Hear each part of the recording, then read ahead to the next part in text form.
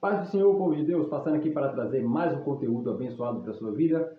Hoje eu queria falar com vocês de 3 formas de você usar a Bíblia Sagrada. Sim, não é debaixo do braço, nem segurando lá, não. As formas que eu me refiro aqui é de como você ler, estudar e pesquisar, sobre a Bíblia. Essas 3 formas são bastante simples, não foi eu que inventei, mas apenas estou repassando aqui para vocês esse conteúdo. Porque muitas vezes as pessoas não conhecem, muitas vezes as pessoas não entendem como elas podem usar a Bíblia que tem em mãos, e eu gostaria de compartilhar esse conhecimento com vocês. Em primeiro lugar, o primeiro tipo de uso da Bíblia seria a sua leitura. Sim, a leitura simples e fluida da Bíblia Sagrada. Seria ideal que todos nós, como cristãos, lêssemos a nossa Bíblia constantemente, toda ela, pelo menos uma vez por ano. Para você ler a Bíblia uma vez por ano, é necessário você ler 4 capítulos por dia, e até mesmo antes do ano acabar, você consegue ler. As pessoas, elas dizem assim, não, você tem que gastar tempo, você tem que entender aquele texto, mas eu creio que para a gente ir para esse segundo passo, creio que para a gente se aprofundar no texto, a gente tem que pelo menos conhecer o que é o texto, ou ter o texto em mãos. E esse processo ocorre por meio da leitura. Por meio da leitura nós vamos vendo o que tem na Bíblia Sagrada, para depois nós nos aprofundarmos. Então você pega a Bíblia, sua Bíblia, e lê ela do começo ao fim. Você simplesmente lê, passa por um livro, lê ele. Simplesmente vai passando e lendo o texto. E vai deixando com que aquelas informações, elas fiquem guardadas de certa forma na sua mentalidade, na sua mente. Então, em primeiro lugar, leitura. A leitura simples. Você pega um texto, lê o texto. Em segundo lugar, seria a meditação. Sim, nós precisamos meditar na palavra de Deus. O que diz o Salmo de número 1? Bem-aventurado o homem que não anda segundo o conselho dos ímpios, não se detém no caminho dos pecadores e nem se assenta na roda dos escarnecedores. Antes o seu prazer está na lei do Senhor, e na sua lei ele medita. Medita não somente em um período do dia, não somente uma vez ao dia, mas medita de dia e de noite. Isso fala de constância, isso fala de muitos períodos que a gente está ali tentando receber mais o significado do texto. E como é que ocorre a meditação? Simplesmente o texto que eu li, o texto que eu, durante a minha leitura corrida, me chamou a atenção, eu pego aquele texto, separo, e aí eu começo a meditar no texto. Eu começo a mentalizar aquele texto. Se ele está falando de uma imagem, se ele está falando, por exemplo, de uma situação, de uma cena, eu mentalizo aquela situação, eu imagino aquela situação, eu começo a ver as suas implicações. Se ele está falando de uma verdade, eu começo a meditar como essa verdade impacta a minha vida, quais são as implicações dessa verdade que está sendo dita. Por exemplo, quando a Bíblia diz lá no Salmo 23, o Senhor é o meu pastor. Claro que Davi está se referindo ao Senhor como pastor, então ele era o quê? Uma ovelha.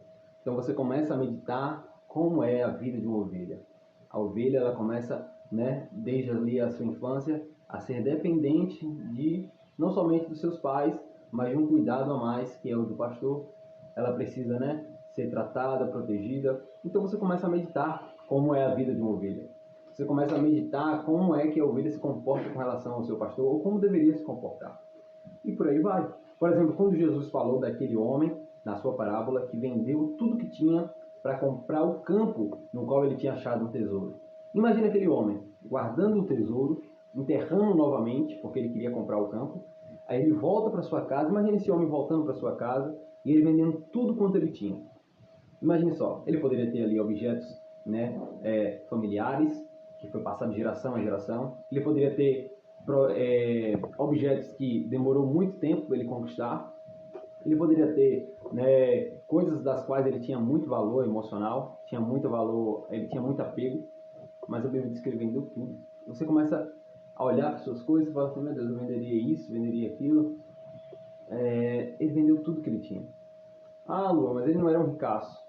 Tá bom, mas a gente começa a imaginar então quais são as coisas básicas que uma pessoa deve ter, E aí você começa a meditar tudo aquilo que ele abre mão. Então a meditação, ela serve como isso. Nós nos debruçamos diante do texto e começamos a olhar de um lado, olhar do outro, ponderamos o texto. Observe que essas duas formas de usar, elas não precisam de nenhum recurso adicional. Eu sozinho, com a minha Bíblia, posso fazer. Lê-la, depois meditar usando a minha mente. Agora, o terceiro tipo é a pesquisa, que aí já vai envolver materiais de fora, comentários bíblicos, pesquisa na internet mesmo, por exemplo. Tem assuntos que são diretamente ali cristãos, mas tem assuntos, por exemplo, que nós vamos encontrar resultados para pesquisa que não são necessariamente cristãos. Por exemplo, quando a Bíblia fala que Jesus saiu de uma cidade para outra cidade, nós não somos israelitas, nós não somos pessoas que moram naquela região, então provavelmente nós não conhecemos qual a distância. Para eles já sabiam, quem estava escrevendo já sabia, quem estava recebendo o texto já sabia, mas nós não sabemos. Então, por meio da geografia, nós sabemos quanto de distância tem de uma cidade para outra que Jesus percorreu. Por que eu estou dizendo isso? Porque se é uma cidade mais longe da outra, como as viagens eram feitas a pé, então nós sabemos que Jesus gastou mais tempo para chegar para aquela cidade. Nós sabemos que Jesus ficou mais desgastado porque a viagem era muito longa. Então, a pesquisa ela serve como isso, serve como para nos dar informações que às vezes a Bíblia não vai deixar claras, mas tendo essas informações vamos interpretar o texto de forma melhor. Por exemplo, nós pesquisamos facilmente e encontramos o que eram os fariseus. Às vezes a Bíblia não dá tanta resposta, ela faz uma menção aqui, outra ali. Por quê? Porque às vezes também as pessoas que estavam recebendo a mensagem, elas já sabiam que eram os fariseus. Entendia que era um grupo religioso e tal, o que eles faziam, quais eram os seus costumes, mas isso a gente pode encontrar por meio da pesquisa. Então essas são as três formas: leitura, meditação e pesquisa. Não foi eu que desenvolvi essas três formas, apenas estou passando aqui porque ajuda demais, tá bom? Deus abençoe a sua vida.